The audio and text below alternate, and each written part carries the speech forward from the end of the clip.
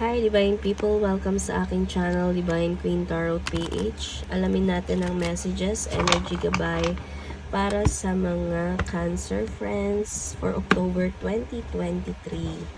So, 1K subscribers na tayo guys. Wala pang 1 month. And thank you sa lahat ng sumusuporta sa aking channel. Para sa mga hindi pa nakapag-subscribe, please subscribe na po kayo para mas dumami pa tayo sa ating channel.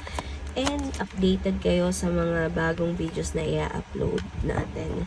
So, tignan natin. We have 9 of Earth, 8 of Earth, and we have 5 of Water. So, ang dami, no? So, kung ano man yung blessings na andyan na sa inyo, no? Ine-enjoy nyo na lang yan, Cancer. So, ang dami yung perang hawak ngayong buwan na to. So, na-receive nyo pa to ng nakaraang ng buwan.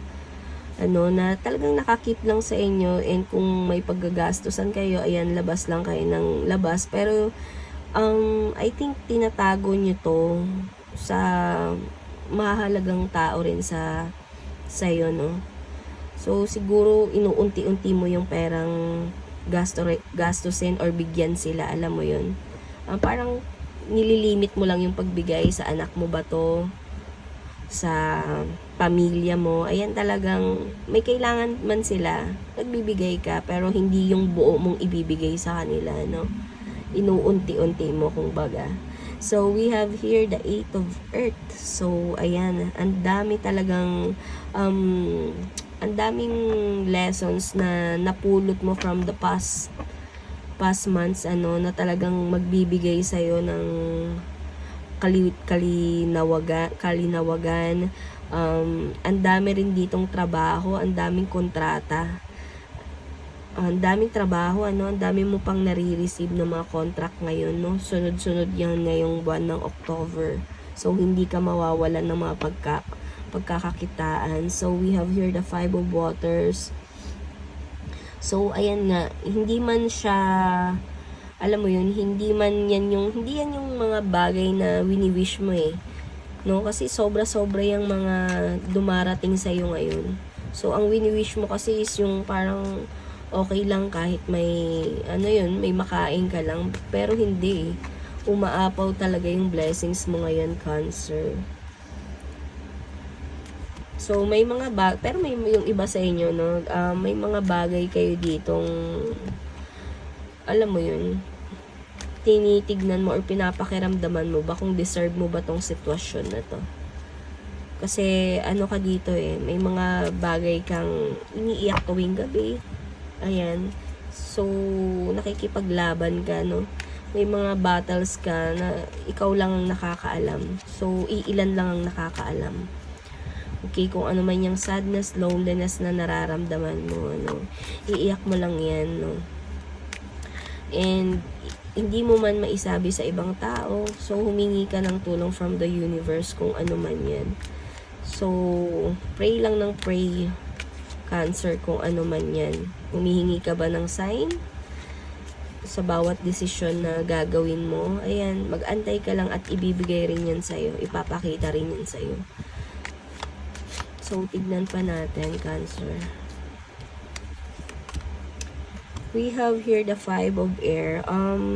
May mga decision ka rin ditong magkakamali ka, no? So, kung naririnig mo tong reading ko to, no? Be wise ka. So, make it sure na yung motibo ng ibang tao dito, kung ano man yung mga advice nila sa'yo, no, make it sure na, or kung bakit man sila dumarating sa buhay mo, make it sure na maging observant ka ngayong buwan na to para hindi ka magkamali sa decision mo. Okay? So, i-accept mo yung mga advice, i-take mo lang ng i-take, pero pag-aralan mo pa rin, pag-isipan mo pa rin ng maigi. So, ayan. We have here the 7 of Water. Complex decision talaga to, no? So, siguro ikaw is maghihingi ka ng advice, magre-reach out ka sa mga katropa mo, kamag-anak mo, sa nanay mo. Pero sinasabi ng card na make it sure na i-review mo yung yung mga motibo ng mga taong nag-a-advise sa'yo. Baka kasi, alam mo yun, maano ka ngayon sa sulsul eh. Sa mga sulsul na tao. So, mag-isip kang mabuti talaga dito, no?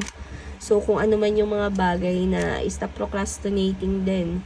May mga bagay ka din ngayong buwan na to na kailangan mo ng pagdesisyonan pero umiiral yung iyong katamadan. Yung pwede na to, pwede na yan, or baka pwede pa bukas. So, wag ganun yung mindset, no? Napakaganda pa naman ng pasok ng pera sa'yo, Cancer. So, napakadami ring opportunity dito. Baka dahil sa dami ng opportunity, akala mo is always ng ganyan. So, hindi ganun, no, Cancer. So, kung may mga bagong opportunity, no, bagong pagkakakitaan, take lang ng take. So, tignan pa natin.